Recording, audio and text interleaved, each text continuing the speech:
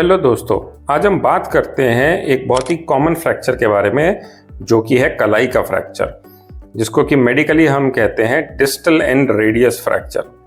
अगर आप या आपके परिवार में से कोई गिर गया है और उसकी कलाई में फ्रैक्चर आया है तो आइए आज हम समझते हैं कि उसका इलाज कैसे होता है। सबसे पहले तो अगर फ्रैक्चर हो गया है तो उस जगह पे सूजन आ जाती है, दर्द होने लगता है।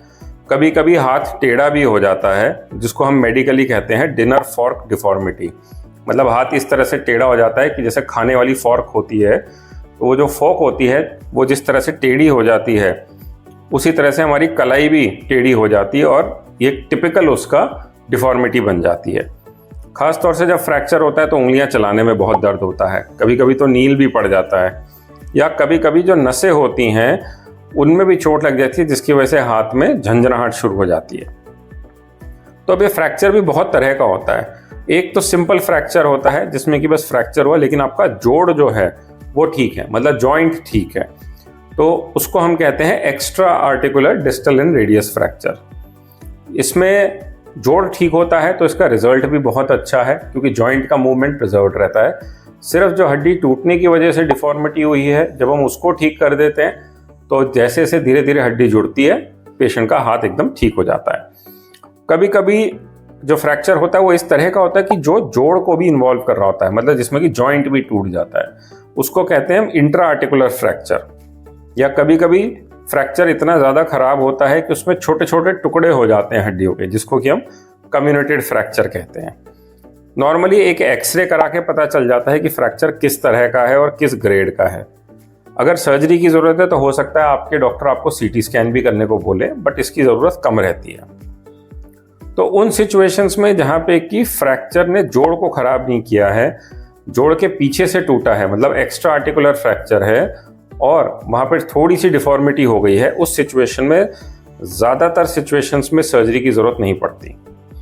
क्लोज रिडक्शन नाम की एक चीज़ होती है जिसमें कि हम हड्डी को वापस उसकी जगह पे बिठा देते हैं और एक प्लास्टर दे देते हैं 4 से 6 हफ्ते के लिए।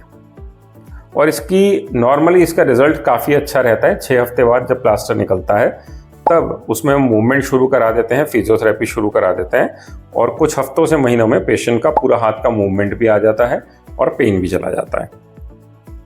सर्जिकल ट्रीटमेंट की ज़रूरत तब पड़ती है जब वो फ्रैक्चर अनस्टेबल हो। अनस्टेबल मतलब वो अपनी जगह पे वापस ही ना आ रहा हो। उस सिचुएशन में हमको कभी कभी सर्जरी की ज़रूरत पड़ती है।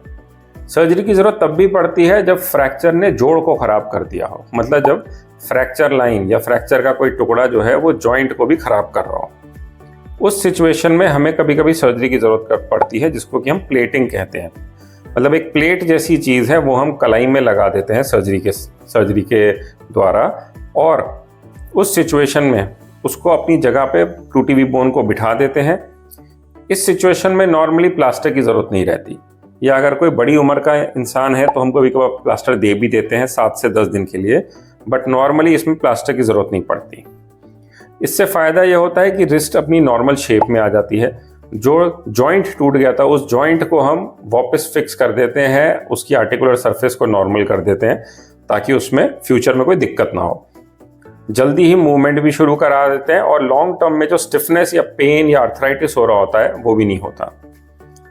कोई भी तरह का फ्रैक्चर हो, नॉर्मली 6 से 8 उसमें हफ्ते लगते हैं और वो धीरे धीरे ठीक हो जाता है। और पेशेंट जब अच्छे से फिजियो करता है, मूवमेंट करता है, तो 3 से 4 महीने में अपनी नॉर्मल लाइफ में वापस चला जाता है। तो अगर आपके परिवार में भी किसी को रिस्ट फ्रैक्चर या डिस्टल एंड रेडियस फ्रैक्चर हुआ है तो घबराइए नहीं, उसका इलाज पूरी तरह से संभव है। हो सकता है सर्जरी की ज़रूरत पड़े और ये भी हो सकता है कि बिना सर्जरी के ही क्लोज रिडक्शन टेक्निक से ही उसको हम ठीक कर लें। Thank you.